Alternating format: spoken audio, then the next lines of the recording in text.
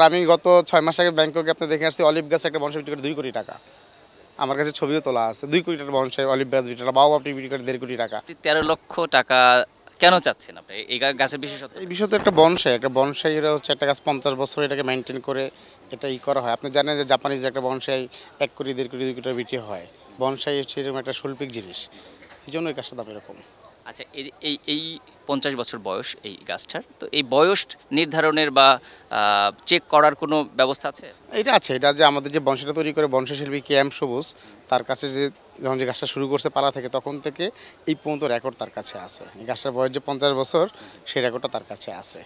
আচ্ছা, তো এটার নাম কি কি? আমবট। আচ্ছা, আমবট। তো এটার নাম আমবট কেন হলো? এটা কি আম গাছ থেকে? এটার পাতাটা হচ্ছে আমের মতো, এই যে পাতার শেপটা দেখবেন অনেকটা হচ্ছে আমাদের যা দেশি আমের মতো, এটার নামই আমবট। তো এর মানে এর সাথে আম গাছের কোনো সম্পর্ক নেই? কোনো সম্পর্ক না, এটা বট গাছ কিন্তু এটার নাম হচ্ছে আমবট। বটের অনেকগুলো, যেমন লতা বট আছে, পকেট বট আছে, পাকড় বট আছে, এরকম অনেক বট আছে, এটা হচ্ছে আমবট। তো এর মানে এটার পাতা আম গাছের পাতার মতো দেখতে, পাতার মতো দেখে এটা হচ্ছে আমবট বলা হয়। এই জন্য। এই যে আমবট। আচ্ছা, এটা আপনারা বলছিলেন যে 2-3 বছর ধরে আনা হচ্ছে রেগুলার এখানে, তো দাম হয়েছে? না না, এটা কোনো দাম এখন দাম এটা ফিক্সড, তো এই জন্য আসলে দামের কোনো সুযোগ নেই। এই 13 লক্ষ টাকা গাছের দাম ফিক্সড। এর এর মানে যদি কেউ নিতে চায় তাহলে 13 লক্ষ টাকা দিয়ে নিতে হবে? বিক্রি হবে, কিন্তু কোনো দাম টাম এই জন্য উঠে নাই বা কেউ বলে নেই। দাম বলার সুযোগও নাই? না, দাম বলার সুযোগ নেই। 13 লক্ষ টাকাই দাম। 13 লক্ষ টাকাই। তো আপনারা যে এই এক দামে আটকে আছেন কেন? এটা আসলে আমাদের না, এটা তো আমি আপনাকে প্রথমেই বলছি যে এটা হচ্ছে আমাদের যে একজন বংশশিল্পী সবুজ সাহেব আছে, উনি বংশগুলো প্রতি বছর করেন। উনি আমাকে ছোটো যেমন 40,000, 30,000, 20,000 বহু বংশাই হচ্ছে বৃক্ষমেলার সময় সে আমাদেরকে দেয় যে এই বংশগুলো আপনারা আপনাদের স্টলে প্রদর্শন করবেন এবং আপনারা বিক্রি করবেন। এটা হচ্ছে এইভাবেই আমরা নিয়ে আসি। ও মানে এর মানে এই বনসাইটা আপনাদের নার্সারির না, এটা আপনারা মিডিয়া হিসেবে কাজ আমরা করেন? নিয়ে আসতেছি, আমাদের কাছে সে আমাদের স্টলে দিচ্ছে। আমাকে এরকম প্রায় 100 মতো গাছ দিচ্ছে সে, কম 5,000 টাকা থেকে শুরু করে, এটা হচ্ছে হাইয়েস্ট প্রাইস। তো এগুলো আমরা বিক্রি করতেছি। সেল হচ্ছে? হচ্ছে ছোটো গাছগুলো অ্যাভেলেবেল বিক্রি হচ্ছে, বড় গাছগুলো তো জানি বড় গাছে তো অ্যাভেলেবেল কাস্টমার থাকেও না, এই আর কি অবস্থা। কত রেঞ্জের আছে আপনাদের, মানে কত থেকে কত? সে 5,000 টাকা শুরু আছে, 5,000 থেকে শুরু, এই 13 লাখ টাকার মতো শেষ। তো কত রেঞ্জের এই বনসাই বেশি বিক্রি হয়? 5, 7, 8, 10 মানে 1020 টাকার মধ্যে বনসাই অ্যাভেলেবেল বিক্রি হচ্ছে, প্রতিদিন বিক্রি হচ্ছে। তাই না? জি। কারা কিনছে এগুলা? এগুলো যারা ঢাকা শহরে ফ্ল্যাটে যারা রাখে, বিভিন্ন অফিসে রাখতেছে, ডিসপ্লে যেগুলো রাখতেছে তাদের রাখতেছে। এগুলাকে ইনডোরে করা যায়, মানে ইনডোরে রাখা যায়? বনসাই একটু ইনডোর প্ল্যান্ট, এগুলো ইনডোর রাখার জন্য নয়। আচ্ছা আচ্ছা। বিভিন্ন অফিসে, বিভিন্ন রিসোর্টে, বিভিন্ন হোটেলে বা বিভিন্ন বাসার মধ্যে ড্রয়িং স্পেসে রাখে, ডাইনিং স্পেসে রাখে, সাজানোর জন্য রাখে।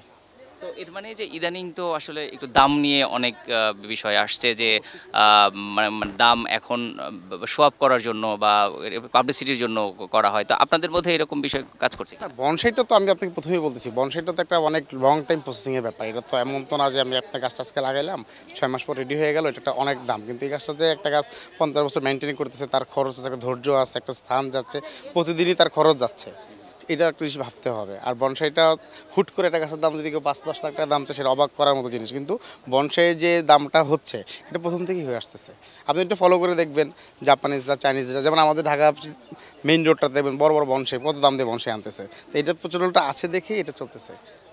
এটা আজকে, এটা নতুন না, এটা এরকম অনেক আগে থেকেই হয়ে আসতেছে। তো এর মানে এটা আপনাদের পাবলিসিটি কোনো টেকনিক না, এটার সত্যিকার আপনি অর্থে দেখবেন 2022 সালে বা 22 সালের মেলায় এই বনসাইটা আগেও পেপারেও আসছিল, টিভিতেও আসছিল, এই বনসাইটাই।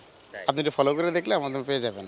আচ্ছা, এটা বয়স বাড়ার সাথে সাথে দাম বাড়বে না কমবে? পারবি, যত দিন যাবে এটা এটার উপরে যখন খরচটা যখন বাড়বে দামটাও বাড়বে।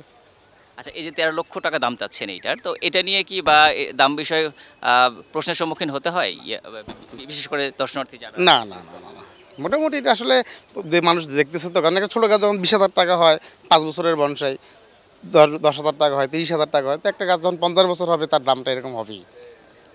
তো আপনাদের অভিজ্ঞতা থেকে কি এটা আপনি জানাবেন একটু, যে এই 13 লক্ষ টাকা দিয়ে আসলে কিনবে মানুষ?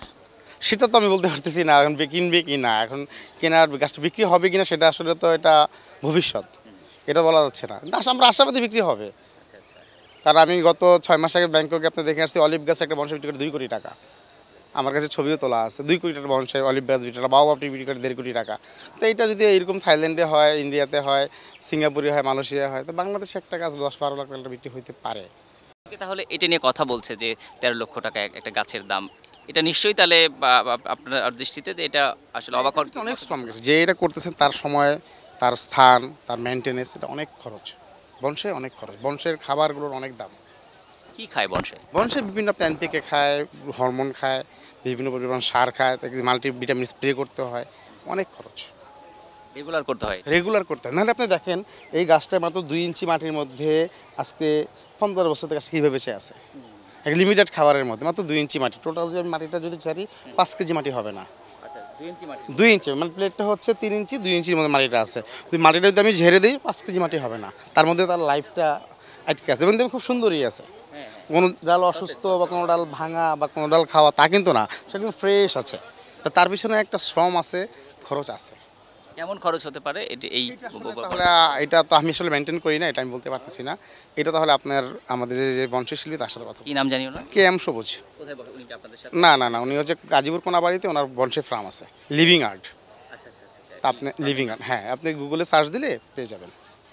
আচ্ছা, এই যে এইটা মেনটেন করতে হয় যে 2 ইঞ্চি মাটিতে এটা যে আছে, তো এটা আসলে এটার রহস্যটা কি আসলে আপনি কি?